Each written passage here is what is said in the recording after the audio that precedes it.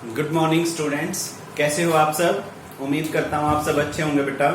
देखो नेक्स्ट जो हम मूव करते हैं बेटा मैग्नेटिक फील्ड के अंदर, हमने बायट-सैवर्ट्स लॉ किया। बायट-सैवर्ट्स लॉ का भी एक एप्लीकेशन भी किया है। बायट-सैवर्ट्स लॉ का जो रिलेशन आया बेटा आपके सामने, जो आपने देखा होगा मैथमेटिकली हमने इक्वेशन लिखी थी।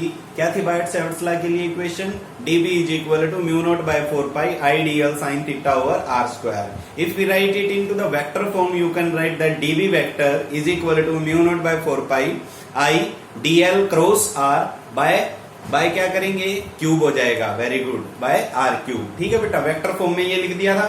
फिर हमने बायट-सैवर्ट्स लॉ को एक्सप्लेन किया था किसकी टर्म में? करंट डेंसिटी की टर्म में और चार्ज और वेलोसिटी के टर्म में। उसके बाद हमने बायट-सैवर्ट्स लॉ का हेल्प लेकर के एक एप्लीकेशन निकाला था, और वो एप्लीकेशन क्या था? Magnetic field for a straight line conductor. और वो फॉर्मूला जो आया था, वो फॉर्मूला आपको ध्यान होना चाहिए, mu naught by 4 pi I over r square या ई स्क्वायर लिख सकते हो आप वहां पे, इंटू साइन ऑफ थीटा 1 या फाई 1 कह सकते हो, प्लस साइन ऑफ फाई 2। ये रिलेशन आई थी बेटा हमारी magnetic field due to a straight line conductor.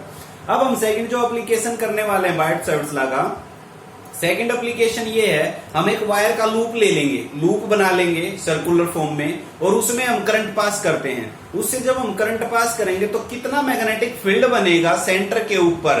कितना मैग्नेटिक फील्ड बनेगा सेंटर के ऊपर? पहला एप्लीकेशन तो अभी मैं पहला पॉइंट तो यही करवाऊंगा कि सेंटर पे निकालेंगे। आप यूं कह सकते हो, क्वेश्चन आपसे पूछा जा सकता है, what the magnetic field act at the center due to a circular loop if current I flow through it। तो क्वेश्चन इस तरीके से पूछा जा सकता है। तो इस क्वेश्चन का आंसर देखो बेटा, हम निकालने के लिए करते हैं थोड़ा सा यूज किसका? बायट-सैवर्ट्स लॉ का। बिल्कुल सिंपल सा हेडिंग, आपका हेडिंग में लिख देता हूं, magnetic field at the centre of a circular loop. Magnetic field at the centre of a circular loop. तो magnetic field at the centre of a circular loop. For example मान लो भाई अपने पास एक लूप है,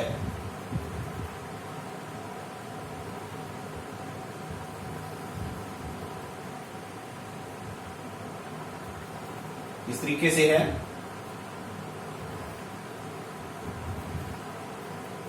और इसमें बेटा करंट आई एंटर कर रहा है, और जिसका रेडियस है जो वो है E।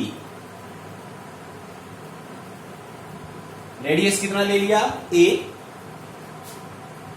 कई बार बेटा आपका ना, मैं पहले ही डाउट खत्म कर देता हूं, जो ये दो पॉइंट्स है, ये दो पॉइंट मैंने आपको दिखाने के लिए इतनी दूर दूर ले रखे, पर ये वेरी क्लोज हैं। वेरी क्लोज हैं। वेरी क्लोज का मतलब बिल्कुल पास पास हैं, और यूं लगा लो कि ये जो फॉर्म है पूरी कंप्लीट सर्कल है। कैसी फॉर्म है? Circular loop. या आप ये भी कह सकते हो, एक तरफ से एंड आया, पूरा लूप लिया, और दूसरी तरफ से चला गया वायर, जैसे स्प्रिंग में आप देखते हो। तो इस तरीके से कंप्लीट लूप हो गया जिसमें करंट फ्लो कर रहा है आई। ये यहां से एग्जिट पॉइंट हो गया, और इसका रेडियस कितना है? ए। रेडियस कितना है? ए। अब हमें मैग्नेटिक फील्ड कहां चाहिए? मैग्नेटिक फील्ड चाहिए हमें यहां सेंटर पे। यहां हम निकालना चाह रहे हैं ओ के ऊपर मैग्नेटिक फील्ड। मैग्नेटिक फील्ड को किससे रिप्रेजेंट करते हैं? बी से। यहां पे हमें चाहिए बी। क्लियर होगी बात ये? ठीक है। अब देखो इसको कैसे निकालेंगे, कैसे लेंगे। अभी इससे पहले एक बात और आ जाओ बेटा इसके ऊपर, सर्कल के ऊपर। यहां पे अगर मैं, क्योंकि बायट-सैवर्ट्स लॉ को हम कंप्लीट लेंथ पे अप्लाई नहीं कर सकते, ये इसकी लिमिटेशन है। We can apply Biot Savart's law on a small length conductor dl. केवल और केवल हम बायट-सैवर्ट्स लॉ किस पे अप्लाई कर सकते हैं? छोटी सी लेंथ कंडक्टर पे। और छोटा सा लेंथ कंडक्टर मान लो ये है डीएल। डीएल, अब देखो डीएल इस तरफ और आर या ए इस तरफ, तो दोनों के बीच एंगल कितना बन रहा है? 90। अब एक बात ध्यान रखना, यहां पे मैंने ये जो 90 एंगल लिया, 90 किस किस के बीच लिया है? स्मॉल लेंथ, यानी कि स्मॉल लेंथ ले ली हमने डीएल, डीएल के और ए रेडियस, रेडियस के बीच में। आपको पता ही है जो भी लाइन अगर सेंटर से जाएगी तो वो ऑलवेज सर्कमफेरेंस पे क्या होती है बेटा? 90 डिग्री का एंगल बनाती है। क्लियर होगी? ये सर्कल की प्रॉपर्टी होती है। तो यहाँ पे डीएल और ए के बीच में एंगल कितना बना? 90 डिग्री। तो इसके लिए देखो आपने क्या लेना है, let assume that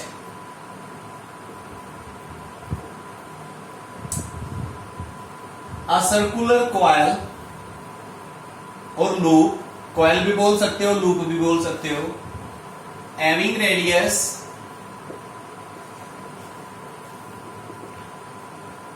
A, having radius A and current flowing through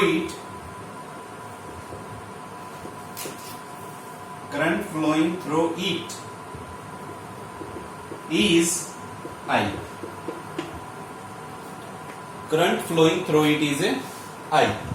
ये बात हो गई भाई, करंट इसमें I फ्लो कर रहा है। नेक्स्ट पॉइंट देखो, अकॉर्डिंग टू बायट-सैवर्ट्स लॉ,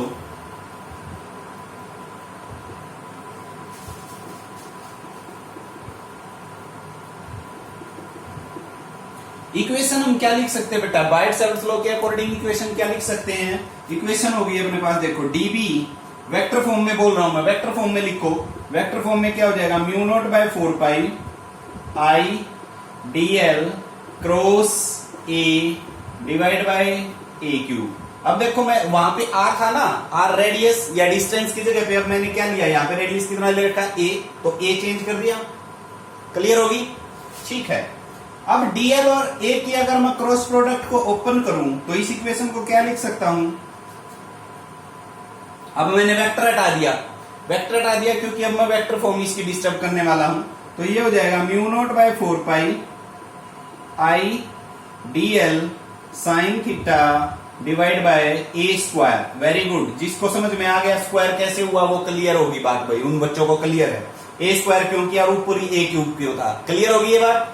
ठीक है, समझ लोगे? गुड। इसके बाद देखो भाई, अब जो ये थीटा है, थीटा किस किस के बीच का एंगल है? शाबाश, थीटा है भाई वेक्टर फॉर्म में देखोगे तो dl और A के बीच में, और dl और A के बीच में एंगल कितना है? 90 डिग्री। कितना है? 90 डिग्री। हियर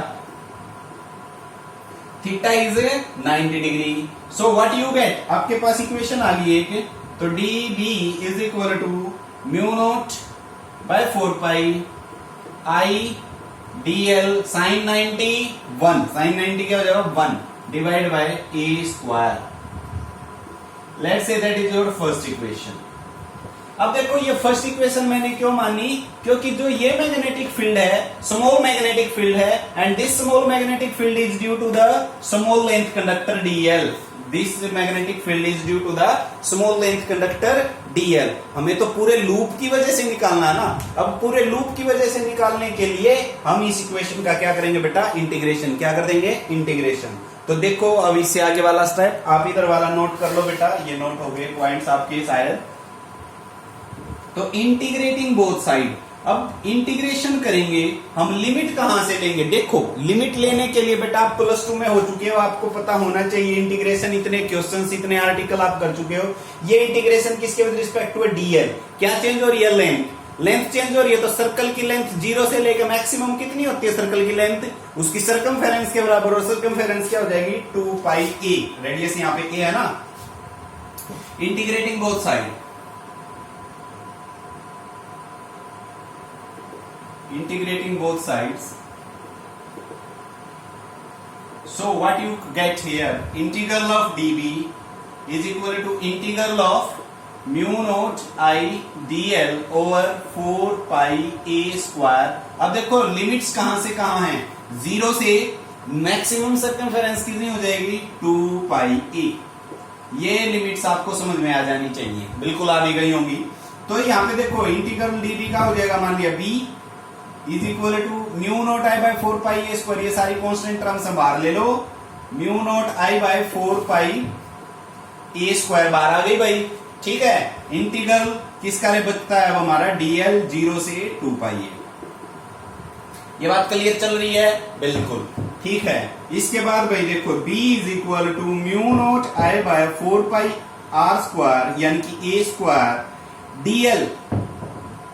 dl का क्या हो जाएगा? इंटीग्रल L, और लिमिट्स ऑपरेट करेंगे 0 से 2 पाई A। वेरी गुड, 0 से 2 पाई A। इंटीग्रेशन अच्छे से बता रखा है बेटा आपको, इंटीग्रेशन का यूज कर रहे हैं। जिन बच्चों को इंटीग्रेशन का यूज अच्छे से नहीं आता वो आप मेरे से पूछ सकते हैं। इंटीग्रेशन, पहले upper limit minus lower limit, ये हो गया भाई। और इस इक्वेशन को आप क्या लिख सकते हो, B is equal to mu naught I by 2 pi, ये तो ऊपर बच गया, 2 पाई में से 0 गया तो सेम बचेगा 4 पाई ए स्क्वायर, 4 पाई ए स्क्वायर।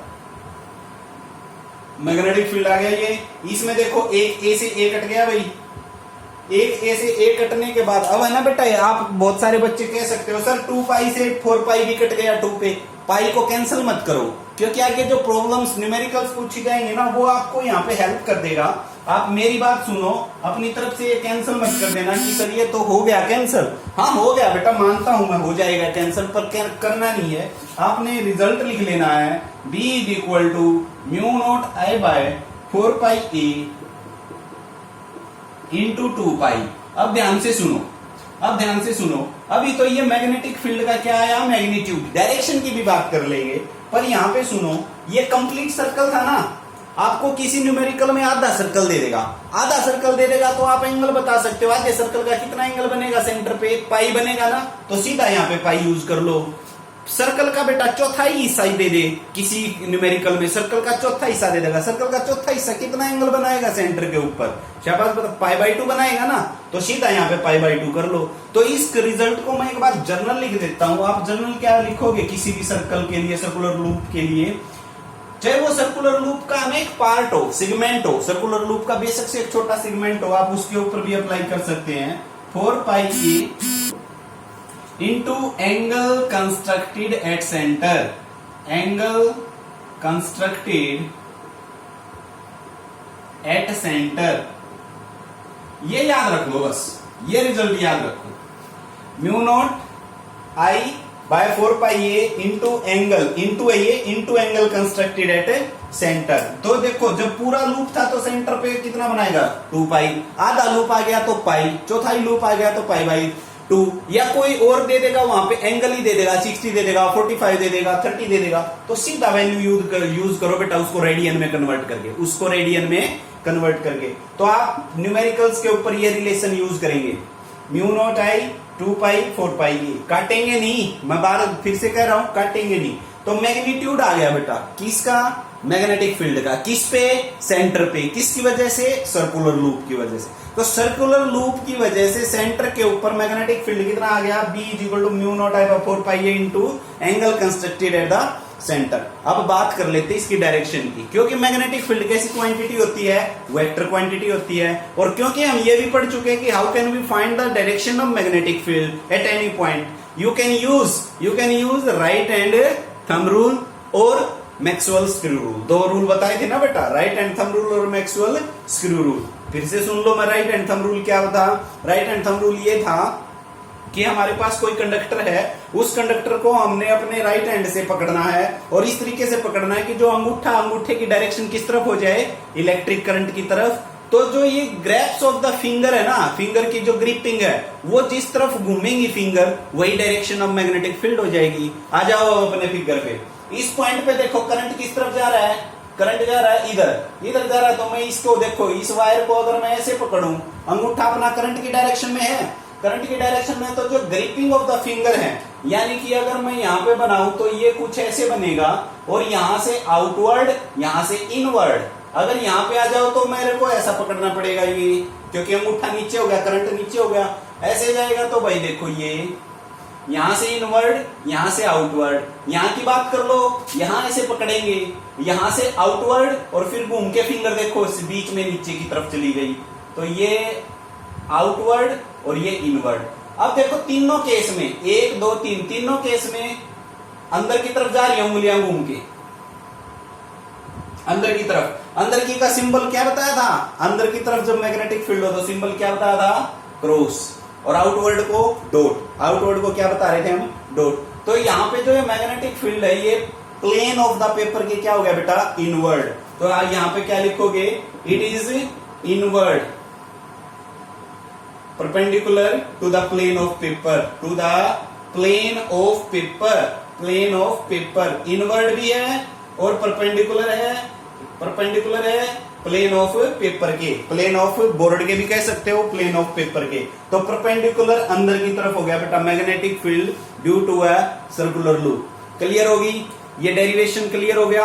अब देखो बेटा जो नेक्स्ट न्यूमेरिकल्स हैं, अब मैं नेक्स्ट वीडियो जो न्यूमेरिकल्स के ऊपर बनाऊंगा और वो न्यूमेरिकल्स चलेंगे स्ट्रेट लाइन कंडक्टर के और इस सर्कुलर लूप के। मैं आपको उन न्यूमेरिकल्स के लिए हिंट देता हूं, ध्यान से सुनो। अब हिंट क्या है न्यूमेरिकल्स के लिए, आपको दो फॉर्मूले यूज करने बेटा, मेनली दो ही चलेंगे उसमें। पहले मैं स्ट्रेट लाइन कंडक्टर का एक बार आपको याद दिला देता हूं। स्ट्रेट लाइन कंडक्टर का फॉर्मूला क्या आया था वो देखो, B is equal to mu naught I by 4 pi A into sine of five 1 plus sine of 5, ये आया था। कई बार क्या होता है इसमें है ना, केस सुन लो मैग्नेटिक फील्ड निकालने के लिए। कई बार स्ट्रेट कंडक्टर आपका है जो वो इनफाइनाइट लेंथ का मिलेगा बेटा, स्ट्रेट कंडक्टर इनफाइनाइट लेंथ का मिले। इनफाइनाइट लेंथ के लिए ये भी 90 हो जाएगा और ये भी 90 हो जाएगा, तो B इज इक्वल टू क्या आ जाएगा, म्यू नोट 2I बाई 4 पाई। ये रिजल्ट लेके चलेंगे जब कंडक्टर आपका क्या हो, इनफाइनाइट लेंथ का, जब कंडक्टर आपका क्या हो, इनफाइनाइट लेंथ का। दूसरा केस ये बनता है कि कोई स्ट्रेट कंडक्टर है जिसमें करंट फ्लो कर रहा है I, अगर कोई पॉइंट जहां पे हम मैग्नेटिक फील्ड निकालना चाहते हैं, अगर कोई पॉइंट जहां पे हम मैग्नेटिक फील्ड निकालना चाहते हैं वो उसकी एक्सियल लाइन पे आ जाए, वो उसकी एक्सियल लाइन पे यानी कि उसी लाइन पे आ जाए जिसके अंदर से स्ट्रेट कंडक्टर पास हो रहा है, तो उसी लाइन पे आ जाएगा, तो उसकी वजह से मैग्नेटिक फील्ड क्या हो जाएगा, जीरो। ये केस यूज करते रहेंगे भाई बेटा ज्यादा से ज्यादा। तो दो केस हो गए, स्ट्रेट कंडक्टर की तो बात होगी ये, और बेटा मैग्नेटिक फील्ड जो सर्कुलर लूप की वजह से हो गया ये। तो ये रिलेशन अब हमें न्यूमेरिकल्स में हम यूज करते रहेंगे, 1 2 और एक ये केस लेके चलेंगे। तो ये केस बेटा मैंने आपको न्यूमेरिकल्स की हिंट के लिए बताए हैं। Next video will be on the basis of numericals on the topic straight line conductor and due to the circular loop to finding the magnetic field. तो उनकी हेल्प के लिए आप फिर से रिवाइज कर लो। आपके पास स्ट्रेट लाइन कंडक्टर की वजह से मैग्नेटिक फील्ड का फार्मूला क्या यूज करेंगे, जो जिसकी लेंथ कितनी हो, infinite, mu naught 4 pi 2 I by A। अगर वो उसी के लाइन पे हो जाए जिस पॉइंट पे हम मैग्नेटिक फील्ड निकाल रहे हैं, तो स्ट्रेट कंडक्टर की वजह से मैग्नेटिक फील्ड कितना हो गया, जीरो, और लूप की वजह से कितना है, B is equal to mu naught I by 4 pi A into angle constructed at the centre, into angle constructed at the centre. ठीक है बेटा, एक बार इसको रिवाइज कर लो, याद कर लो और नेक्स्ट न्यूमेरिकल्स ट्राई करो। Thank you, have a nice day.